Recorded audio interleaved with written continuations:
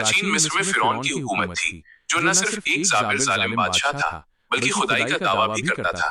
उसने बनी इसराइल हजरत याकूब अलैहिस्सलाम की औलाद को गुलाम बना रखा था और उन पर नाकाबिले बयान मजालिम जुल्म ढाता था।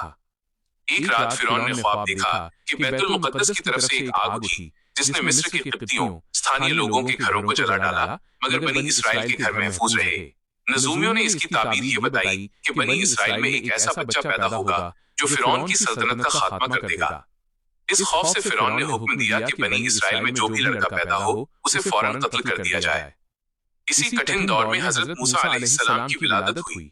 उनकी वालिदा सख्त परेशान थी। तब अल्लाह ताला ने उनके दिल में ये बात डाली कि बच्चे को दूध पिलाएं और जब खतरा महसूस हो तो उन्हें एक संदूक में रखकर दरिया नील में बहा दें। अल्लाह ने वादा फरमाया कि वो बच्चे को उनकी तरफ लौटाएगा और उसे अपना रसूल बनाएगा। वो संदूक बहता हुआ फिरौन के महल के घाट तक पहुंच गया। फिरौन की जौजा हजरत आसिया, जो एक नेक दिल खातून थी, ने जब इस खूबसूरत बच्चे को देखा तो उनके दिल में मोहब्बत पैदा हो गई। उन्होंने फिरौन को राजी कर लिया कि वो इस बच्चे को पालेंगे। हजरत मूसा अलैहिस्सलाम ने किसी भी दाई का दूध न पिया। आखिरकार कुदरत के फैसले के तहत उनकी अपनी वालिदा को ही बगैर शिनाख्त जाहिर किए दूध पिलाने के लिए महल बुलाया गया। यूं अल्लाह का वादा पूरा हुआ। हजरत मूसा अलैहिस्सलाम शाही महल में शहजादे की तरह जवान हुए, मगर वो जानते थे कि उनका ताल्लुक मजलूम बनी इसराइल से है। एक दिन उन्होंने देखा कि एक किब्ती एक इसराइली पर जुल्म कर रहा है।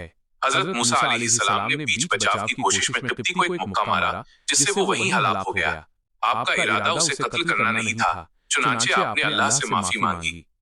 जब फिरौन को इसका इल्म हुआ तो उसने मौत की सजा का हुक्म दिया।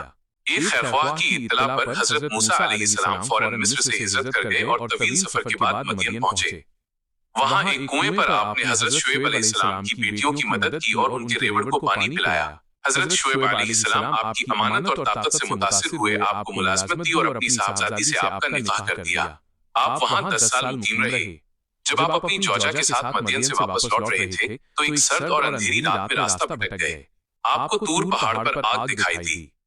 वहां पहुंचने पर मालूम हुआ कि वो आग नहीं बल्कि अल्लाह का नूर था। अल्लाह ताला ने वहां आपसे कलाम फरमाया और आपको नबूवत अता की। आपको 2 अजीम मोज़े दिए गए। एक असा जो जमीन पर डालने से अजदहा बन जाता था। 2 यदे बैज़ा जो गिरेबान से निकालने पर सूरज की तरह चमकता था। अल्लाह ने हुक्म दिया कि फिरौन के पास जाएं और उसे हिदायत की दावत दें। आपकी दरख्वास्त पर अल्लाह ने आपके भाई हजरत हारून अलैहिस्सलाम को भी आपका मददगार और नबी बनाया। दोनों भाई फिरौन के दरबार में पहुंचे और उसे एक अल्लाह की इबादत और बनी इसराइल की आजादी की दावत दी। फिरौन ने गुरूर में आपको जादूगर करार दिया और मुकाबले के लिए मुल्क भर के माहिर जादूगरों को जमा किया। मुकाबले के दिन जादूगरों ने अपनी रस्सियां और लाठियां फेंकी जो सिहर जादू के जोर से सांप बनकर दौड़ने लगी। हजरत मूसा अलैहिस्सलाम ने अल्लाह के हुक्म से अपना असा फेंका जो एक अजीम अजदहा बन गया और जादूगरों के तमाम झूठे सांपों को निगल गया। जादूगर जान गए कि ये जादू नहीं बल्कि मौजा है। चुनांचे वे फौरन सजदे में गिर पड़े और ईमान ले आए। फिरौन ने गुस्से में उनके हाथ पांव कटवाकर उन्हें सूली पर चढ़ा दिया, मगर वे अपने ईमान पर कायम रहे। फिरौन के जुल्म जब हद से बढ़ गए तो अल्लाह का हुक्म आया कि बनी इसराइल को लेकर रातों रात निकल जाएं। जब फिरौन को इल्म हुआ तो वो अपने लश्कर के साथ ताबूत में निकला। बनी इसराइल जब समंदर बहरे कुलजुम के किनारे पहुंचे तो सामने समंदर और पीछे दुश्मन की फौज देखकर घबरा गए।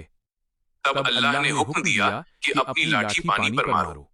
असा मारते ही समंदर के बीच 12 खुश्क रास्ते बन गए और बनी इसराइल बाहिफाजत पार उतर गए। जब फिरौन और उसका लश्कर इन रास्तों पे पहुंचा तो अल्लाह के हुक्म से पानी दोबारा मिल गया और फिरौन अपनी फौज समेत गर्क हो गया। डूबते वक्त उसने तौबा की, मगर अल्लाह ने उसे मुस्तरद कर दिया और उसकी लाश को इबरत के लिए महफूज कर दिया। आजादी के बाद बनी इसराइल को मुकद्दस सरजमीन फिलिस्तीन में दाखिल होना था, मगर वे बार बार नाफरमानी करते रहे। बछड़े की पूजा।